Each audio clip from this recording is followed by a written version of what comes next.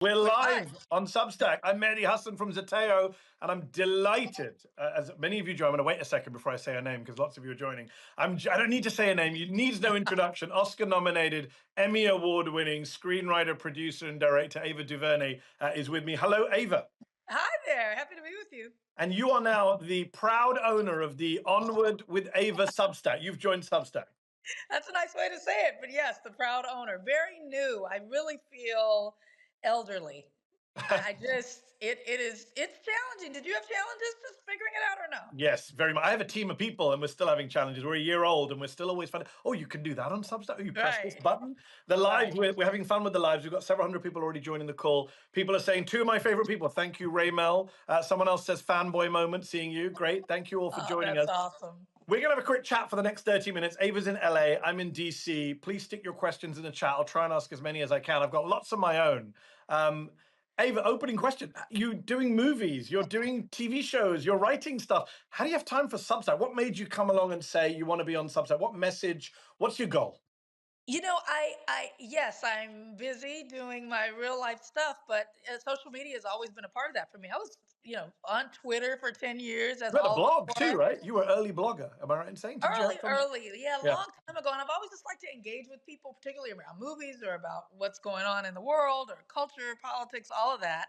And I found myself doing it kind of in a way that felt really surface on Instagram because I let go of Twitter a while ago. And so I was just like posting pictures and talking about people's caption. And I'm like, isn't there more? Yes.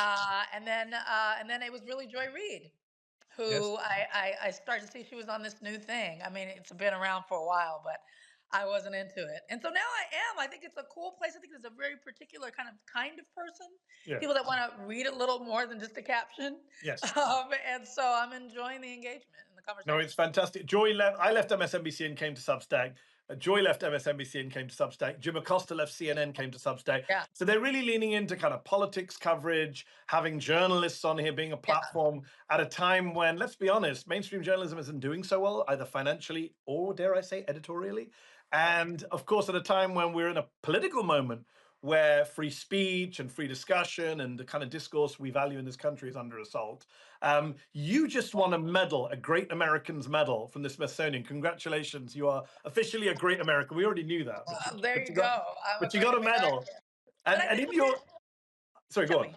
No, please. No, I was just going to say, I saw some of your acceptance speech where you said in your speech, truth is under revision and a sense of fear is animating us. What do you mean by that? Unpack that for people watching today.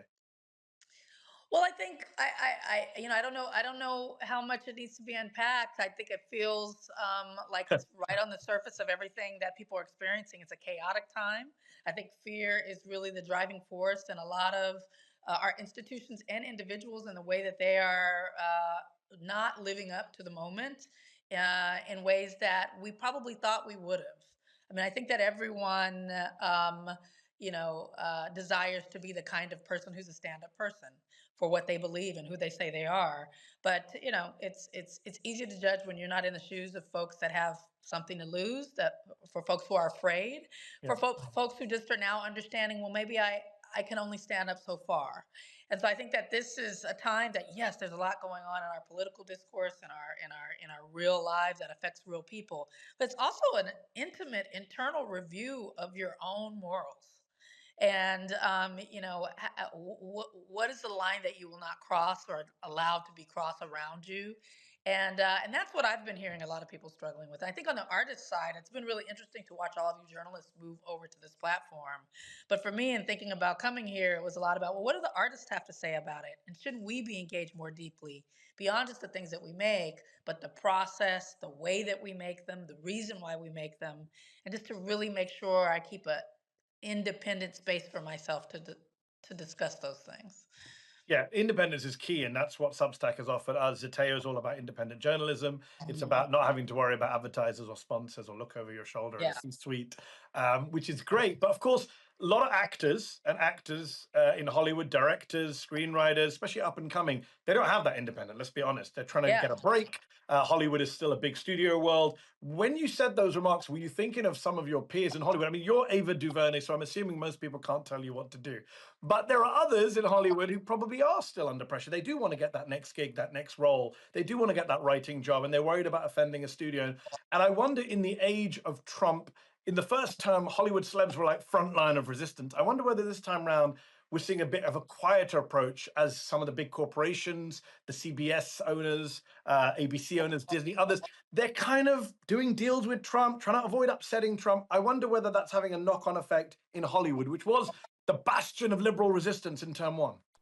Liking this video? Then don't just watch, hit like, share, and subscribe. And tap the bell so you never miss a video or live show. But if you want early access to exclusive content, then you have to head to Zateo.com and subscribe now. You'll be supporting fearless, independent journalism. Absolutely. I mean, you are, if you're making a project for a studio, then you have a boss, and that boss is that entity is financing your project. It is giving you the money. It is in the decision making process as to what you're making. And so there are limits to what people can say within those environments. And I think, what I've seen is it's a struggle not just for the artists, but also for executives who are in those spaces. I mean, these are people who are hired to make things and Yep. oversee the making of things. And you have a real tension there between folks whose companies are taking on a completely different complexion than what they signed up for. And so there's a lot of tension in the industry right now. You add to that the diminishment of stories about people who are not one kind of person, Yes. and so No there's a real, DEI in Hollywood. No DEI. yeah, or we're going to pull your license, or we're going to, I mean, and the whole thing, the Tim Snyder thing is, do not obey in advance, but I'm Yeah. seeing a lot of that here. Oh, A yes. lot of that here. And so more and more it is about, and luckily or blessedly or gratefully, I always kept a foot in the independent world and the studio world. I own the space where I work. I don't work on a studio lot. I created my own studio space. We distribute films independently. We know how to market our own films. We don't have to rely on folks to do that if a studio doesn't want to step up and do it. So these are things that we've always held in one hand while we hold the studio money and access in another.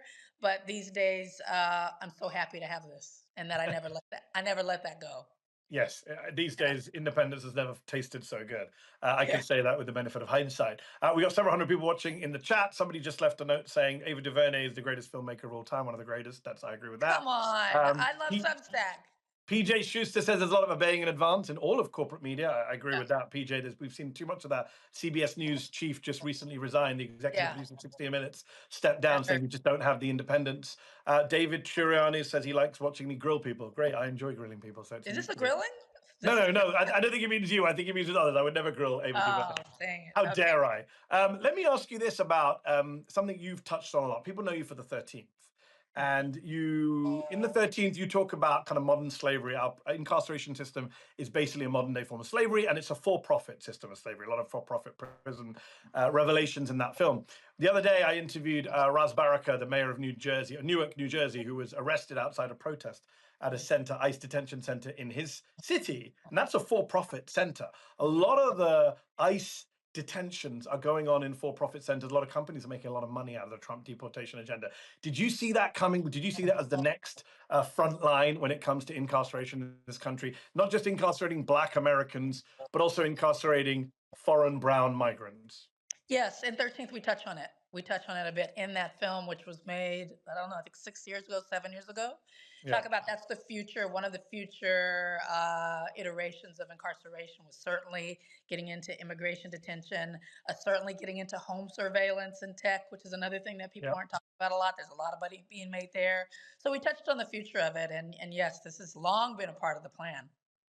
Yeah, and it's insane that they're doing this so openly, right? A lot of stuff. I don't know what you made of the first few months of Trump. Obviously, I have to cover it for a living. But one thing I keep banging my head on a wall is it's hard to take people seriously. It's hard to get people to take stuff seriously because they're doing stuff so openly. Like in the old days, corruption, human rights abuses, illegality, it was done behind closed doors. It was done under the table. I'm not naive enough to think Trump's the first president to do lawless stuff, but Mhm. it's so out in the open, especially when it comes to, for example, locking up migrants. Marco Rubio the other day was asked about the Turkish student who was recently released, who was locked up for writing an op-ed, Ava, and he said, "Yeah, Mhm. I'd do it again in a Yeah. flash."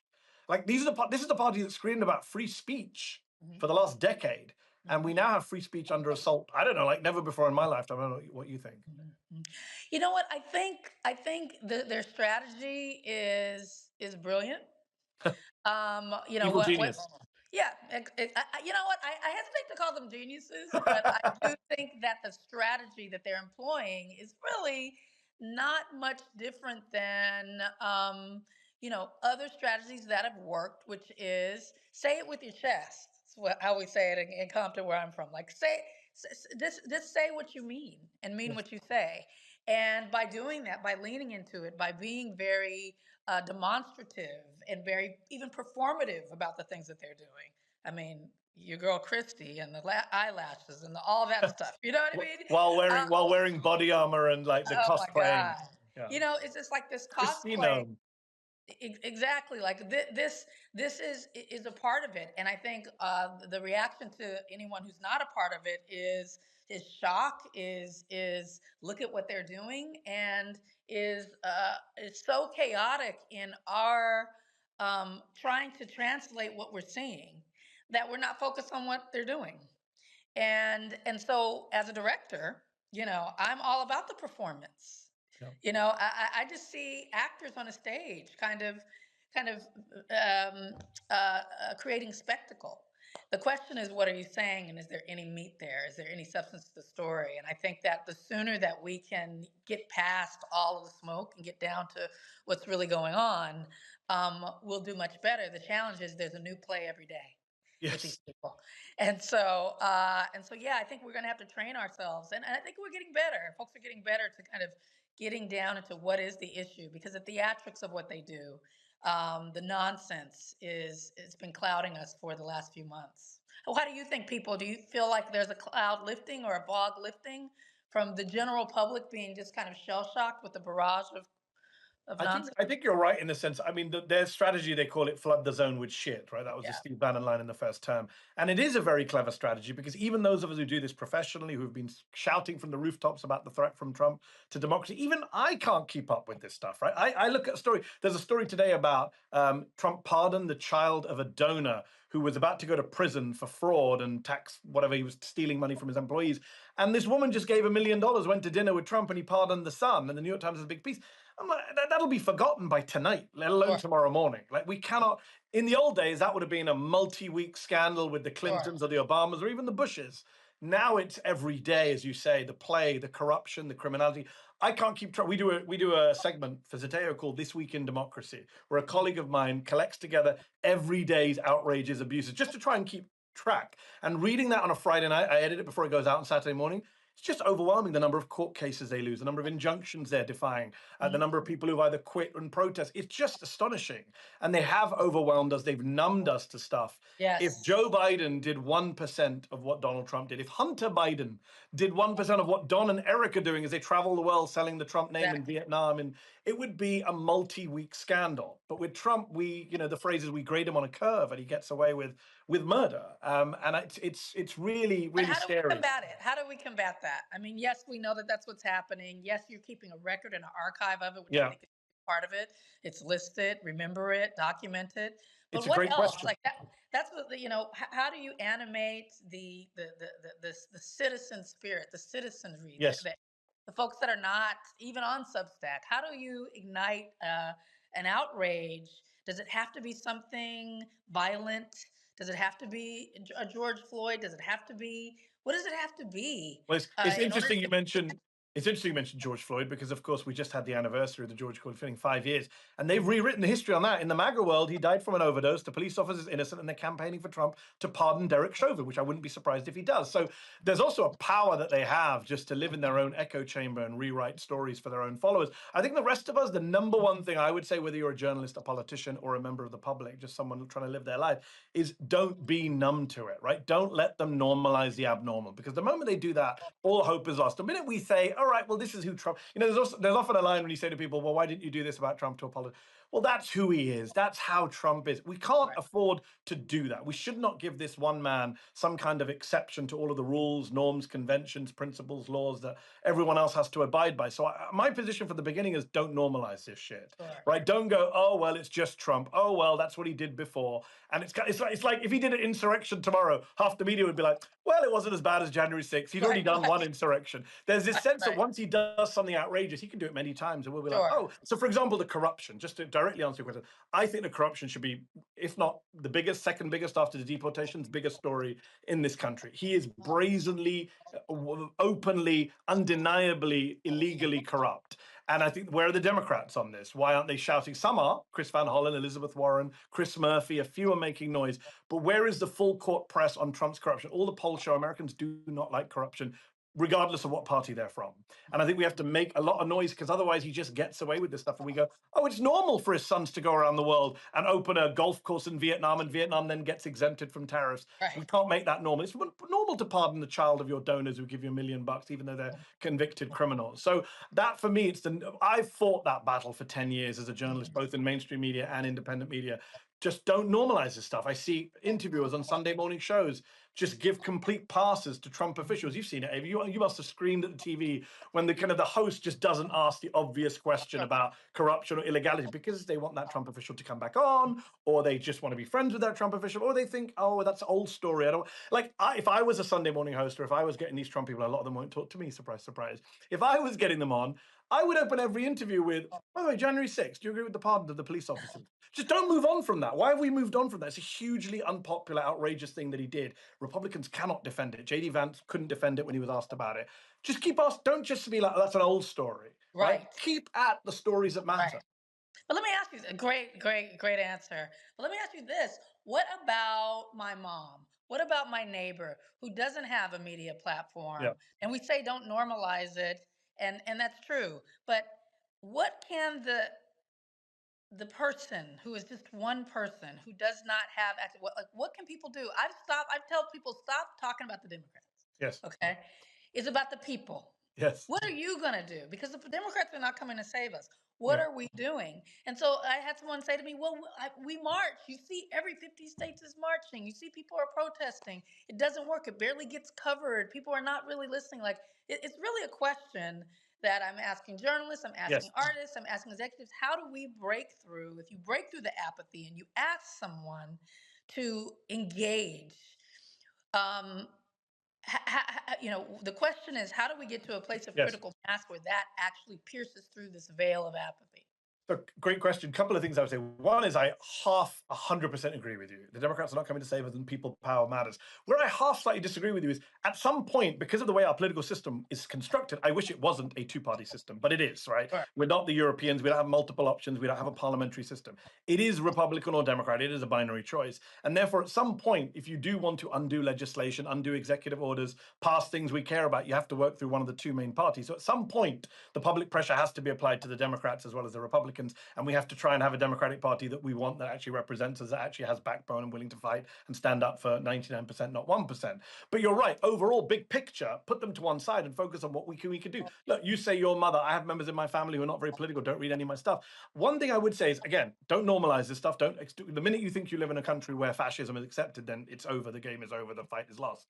I do think protest matters. It's not the only option, but I'll give you one example where has actually really, really energized me. And I keep telling the story because not enough people know about it. Tom Homan, who is Trump's border czar, right? The face of his cruelty, Oh my yeah, colleague that John guy. Harwood, that guy. You just look at his face, you're like, I know that guy. And he's in charge of deporting young children, including American children with cancer who were expelled from this country. I won't say deported because you can't legally deport an American child. They were kidnapped and expelled to Honduras. He had his ICE goons go into a school or go into a family home and detain a mother and her third grader child, put cuffs on a third grader. The local community, and guess where this was? In his own small town in northern upstate New York. I can't remember the name of the town. And the entire town rallied behind this family. I think the mother was a teacher, if memory serves me correctly, or the kids were in school, and the head teacher came out and put out a statement. 1,000 people in a town of 1,500. It's like 2/3 of the town showed up outside Tom Homan's house to protest. The next day, they released the mother and her kids from detention. So there is a role for public pressure. I don't think we should become defeatist where we're like, well, nothing's working, because that's what they want, right? The nihilist wants you to believe that nothing matters, nothing works, just lie down and accept it. And I think we have to resist that kind of hopelessness and despair, which is, go back to your point about Tim Snyder, the historian who you quoted earlier. Do not obey in advance. All of this stuff requires having hope and accepting that we actually can win and that there's more of us than them. But look, with people like the apolitical people, I think those of us who are political need to educate them. We have an obligation to speak out around the family table, at community events. And to go to your point, there's a lot of stuff people can do locally, right? There are people being deported in your neighborhoods right now. There are people being, silenced in your neighborhoods right now. There are people having Medicaid stripped from them in your neighborhoods right now. So there is quite a lot of stuff. We do need to rebuild local communities in this country, which have been decimated by kind of neoliberalism, the death of local media, social media taking over our lives. This is great. I'm glad people are here. Over 1,000 people have joined this call. This is fantastic for organizers, but it can't just be on here. That's right. That's right. You're so good. How does it feel to be able to talk like that? I love it. It's the only skill I have in life. I can't do anything else in life. So I became a journalist. You must have had multiple skills. Actually, let me ask you this. I wanted to ask you, we're running out of time. I do want to ask you this. You didn't pick up a camera, I'm told, until you were 32 years old. Is that correct? Yes. It was my How did you second. do a career, this massive, successful career change? For a lot of people watching who say, well, I can't change career in my 30s or 40s. What did you do? I really believe you can change anything, and so I take that with me as I think about this current political landscape. When I say the Democrats are not going to come to save us, we're going to save them because they're going to listen to whatever the people demand, and so we need to demand. And I believe that you can change what you're doing. You can change your how you're thinking. And so I wanted to change what I was doing, and I was interested in making movies. And so I had my day job and I made films on the side. And little by little, at 32, with no film school, I taught myself how to do it with the grace Amazing. of a lot of strangers and a belief that I can change anything. Now, did I think I was going to be making movies that people would come to see and pay money for? Did I think that I would be making films that would be seen around the world or the other things that have come? No, it was just the pure, I want to make movies. And I think that by taking these things step by step, as opposed to only looking at the end, but going from a passion place, this is something I want to do, change can happen. Going from a passion place is such a good line, because I tell my kids as well, like, just if you're passionate about something, you can get it done. Anything you're passionate about, that can be your Right. career, that can be if you don't have passion, that's going to be a problem. And look, as I say, I have very few skills in life. I have very few passions. I like Jason Statham movies. Don't judge me. I have a passion for action movies. I love Liverpool Football Club, and I love doing what I do. I love journalism. I love politics. I'm passionate about speaking. Okay. So, sorry, go on. Let me ask you this, because I don't know if a lot of people come on this and ask you this question. Please do. Top 3 films. Whatever. Yours. Like ever, like that I've ever watched in Ever. my It's life. tough. It's tough. It's not fair. I It's a can't horrible answer that. question. Top three ever. Top three Oh my today. God. Top three today films. Top three today films. Oh my God. That's a great question. I just watched Mission Impossible. It's deeply underwhelming. Sorry, Tom.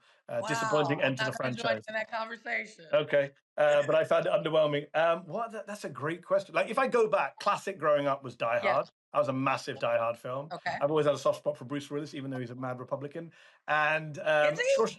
yeah, unfortunately, all the Don't action tell me stars things. are. Don't tell Although me that. Arnie's like a moderate, never Trump Republican, but the rest of them are all like oh, it's horrible. Stallone. Shawshank Redemption was a classic from my childhood. I love Nice. Shawshank Redemption. That was a Very classic. good. I'm trying to think One back to my more. child. I feel like I watched better films when I was younger. Now I just watch escapist action Very stuff good. It's to get it, okay. because the world is so depressing. I want to go watch It's Jason true. Statham in The Beekeeper just beat people up. Sorry, that's my escapism. Although Okay, but of I course want you to watch my Origin. kids and I, we all watched 13th and we love 13th, but that's a Okay, you watched documentary, not a 13. movie. I want you to watch Origin.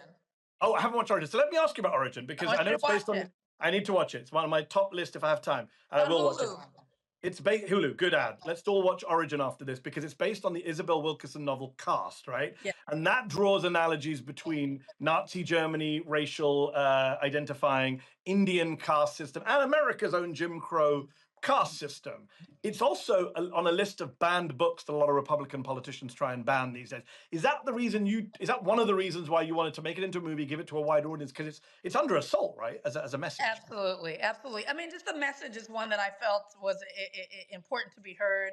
I make no money off of Origin, but I talk about Origin every day because I want people to see it. That's why we made it, to really understand the architecture under all of the, catastrophic experience that we're having here. There's something underneath that's animating that, that's long held, generations old, and global, and it's called caste. And so I thought I knew what it was until I read her book and started to interrogate it more deeply. And the film is one that I think, whether you agree with her thesis or not, it's a worthy exploration for people to have. And a lot of people are asking in the chat because they didn't hear you say it, but I'm going to say it again. Origin is available on Hulu to watch. If those of you It's on who are asking Hulu, where she can, and you can also buy it on your Apple and Amazon there's Prime and many all. places I'm sure you can get it. We'll all watch it together. It'll be fantastic. That movie came out in 2023, if I remember correctly, That's right. shortly before October 7th and the current disaster in Gaza. And a lot of people see the Gaza issue through that prism of Palestinians are just not seen or heard in American movies, on American television, in American newspaper columns. They're kind of invisible. They are unpeople. And that's why the Israelis are able to get away with what they get away with, because the victims in this conflict just don't have a voice. They are not prominent Palestinians, unfortunately, in our media or politics. The most famous Palestinian politician, the only Palestinian American woman in Congress, Rashida Tlaib, was censored after October the 7th, while the people who made anti-Palestinian statements saying the Palestinian kids are like Nazis, they're fine. I just wonder how much that you think that plays into coverage, because you wore an Artists for Ceasefire pin to the Oscars, which immediately got ridiculously labeled as Hamas, anti-Semitism. I just interviewed Miss Rachel recently, the YouTube education star, children's star, who's come Oh out. yes, okay, that's Massive, cool. 14 million followers on YouTube. Every parent in America loves her because she educates their children. She's done some posts saying Palestinian children shouldn't starve to death, and she's being accused of being Hamas and anti-Semitic. It's insane. What did you find about the whole reaction to you trying to stand up for people's humanity, call for a ceasefire in the Middle East at the Oscars, and getting attacked for that?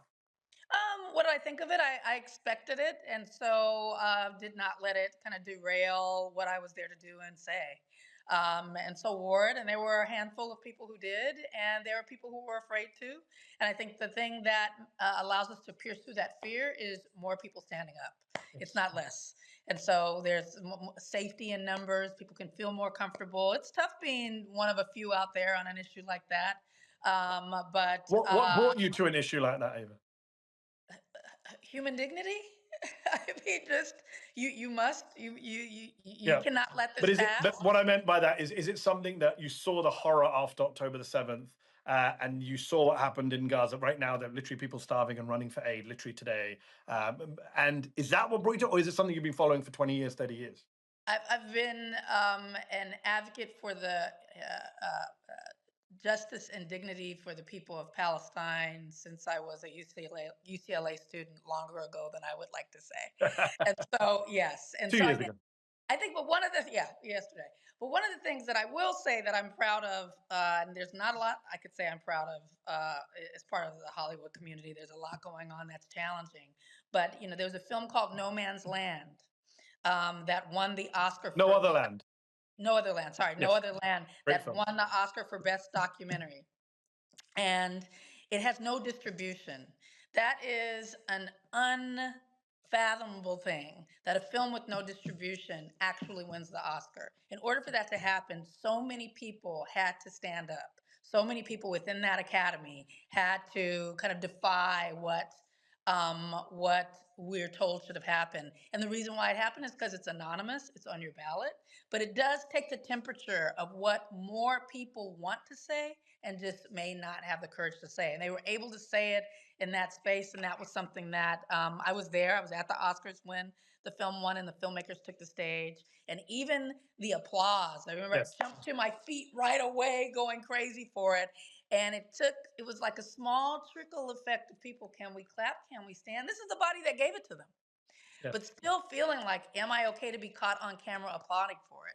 That's the temperature, and like I said, it takes more people being Yes. brave to make it not even bravery, to make it normal. You say unfathomable, and by the way, that speech by Bassel Adra, where he talks about ethnic cleansing on the stage of the Dolby Theatre, was I never thought I would see someone saying ethnic cleansing and apartheid and all of that on the Dolby Theatre stage. You mentioned unfathomable, and that's how they won despite the unfathomable lack of distributors. What about the actual decision not to have a distributor? You mentioned earlier, we're wrapping up this conversation. We began by talking about the fear in America, in the media, and Hollywood about Trump.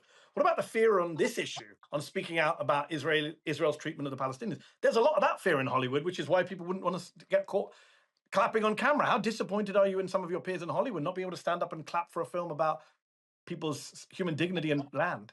Instead of embracing the disappointment, I embrace the vote. And I Okay. know that for some people, it's challenging to be outwardly and open about something But that people are afraid, right? I mean, I interviewed John Legend, and he said, "Yeah, he goes, look, I'm not afraid of people. I am where I am in my career, but other people are scared in this town." yeah, well, no matter where they are in their career, there's a lot of repercussions to being on one side of this issue, and I think, but that's why I have hope in the vote. Yes. For a film like that, without the kind of incessant promotion and Yes. money behind the campaign to actually win, without a distributor, without a poster on Sunset Boulevard, without a nighttime talk show, without anything, just what it's about was such a pure, beautiful thing that's what I think about when I go back to my industry and my academy. That gives me, not my academy, but the academy gives me some hope. Well, let's end on a note of hope. That's great. Let's have hope Yeah. as we wrap up. One last one. What are you working on now? You'd like to tell us? What's your future projects? I'm working on a documentary about the current political landscape. Woo, look at that. How's that for a teaser? I'll Can't wait just for say that. that. Can't wait for that. Yes. Everyone's loving this conversation in the chat. This is one of the best conversations I've had in a long time here on Substack. Thank you so much, Ava. Thank you. Absolutely love talking to you. Please do this again. Now you're on Substack. Let's do this again in a few months. Let's check back I'll in. look forward to it. I hope people come join us over at Onward. Yes. And Join thank you. join Ava Onward on Substack, Onward with Ava DuVernay. Join Zeteo here on Substack, zeteo.com. Support independent journalism for all the reasons we just outlined. Yes. And Yes. we will see you again soon. Ava, have a great week. Thank you so Thank you, much. friend. Be well. Bye-bye. Bye-bye. Thanks, everyone. Thanks. Did you like this video? Don't forget to subscribe to this YouTube channel and turn on notifications. For exclusive content and to support our independent, unfiltered journalism, head over to zeteo.com.